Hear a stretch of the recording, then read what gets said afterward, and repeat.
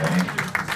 Thank you guys. Thanks so much for coming out to the show tonight. Let's get this out of the way right here at the top. Don't get creeped out if I seem a little different. Really, I'm just like all of you. I am also surprised that I sound like this. I live in Brooklyn, New York.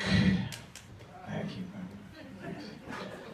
I was at a wine tasting in Williamsburg, Brooklyn, and I said to the girl I was with, I am so sick of all these hipsters with their long beards and antiquated clothing.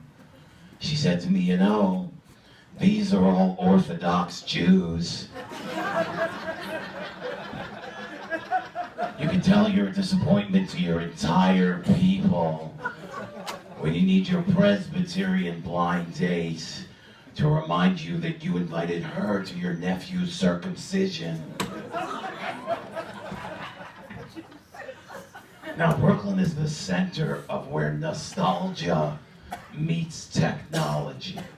That means that Brooklyn's the only place on earth you'll see a dude on a unicycle wearing an Apple Watch and rolling his own e-cigarette.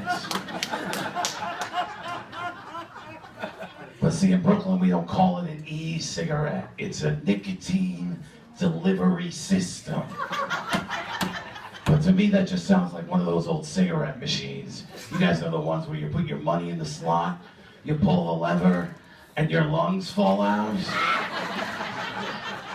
That's what happened to me. That's funny.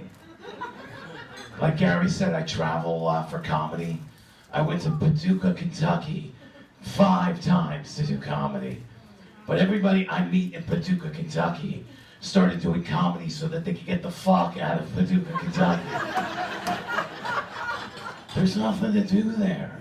They got on a sign on the highway that says exit 46, Paducah, area attractions, U-turn.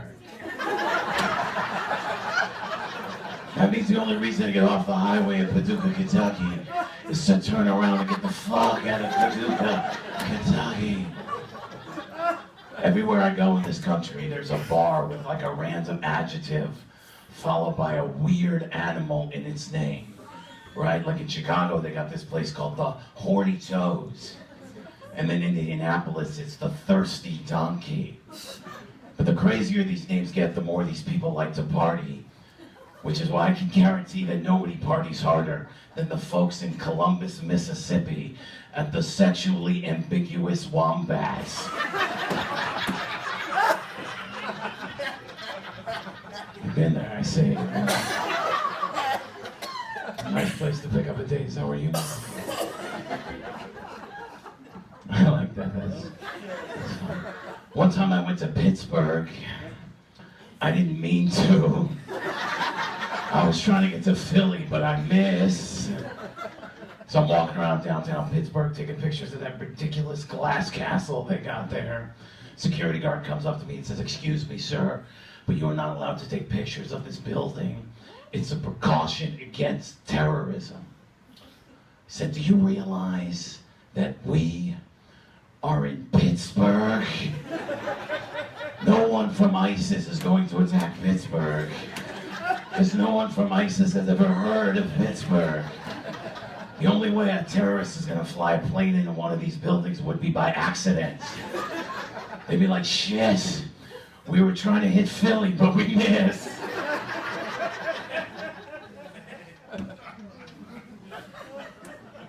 One time I had to throw up in my car. All I had with me was a 1-gallon Ziplock freezer bag.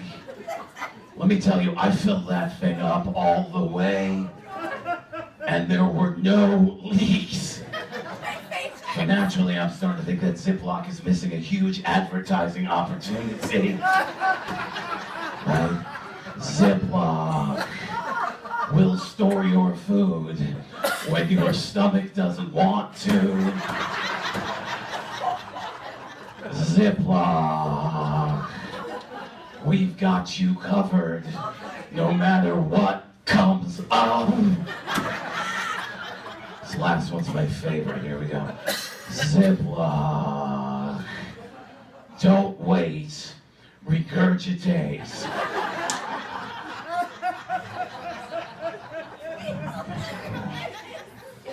I got a friend called Racist Steve.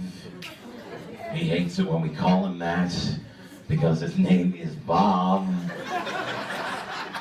Racist Steve told me that he thinks all Chinese people look alike. I go, Steve, man, the reason you think all Chinese people look alike is because you only know 6 Chinese people, and they are all brothers. You need to expand your worldview beyond the Chang sextuplets. So then I asked my neighbor, Kevin Lee, if Chinese people think all racists look alike. He goes, I don't know, man. I'm Korean. I was like, geez, all you people really do look alike.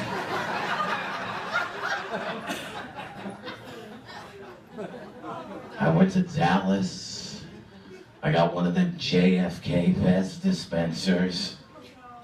That's the one where the Pez goes in the front but comes out the sides.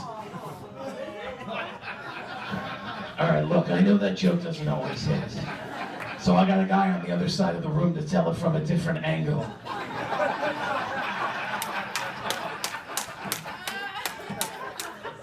All right, okay. See, being a comedian's a lot like being a deaf person. Sometimes I find myself staring into a room full of people and not hearing a sound. That joke actually works better when you guys don't laugh, so thank you for fucking that up for me. So one time after a show, this dude came up to me, he goes, hey man, I thought you were funny. I was like, thanks dude, but maybe next time don't lean on the I so hard.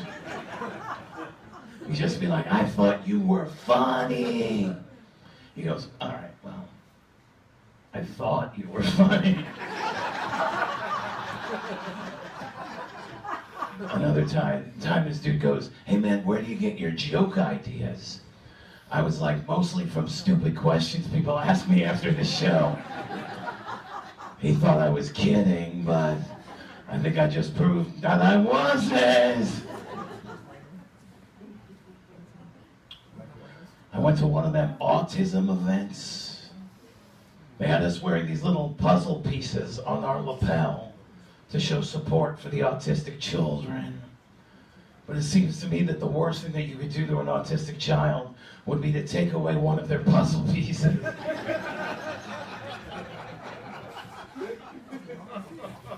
That's a little dark. That's a little dark. Oh, but I'm going to end with a dirty joke. You guys want to hear a dirty joke? Okay, here we go. Sometimes I like to do something just for the little boy inside me. Like I reach around and grab his ass. All right, well, it was worth it for that guy over there. Thank you guys very much. My name's Adam Gabel. Enjoy the rest of the show, guys.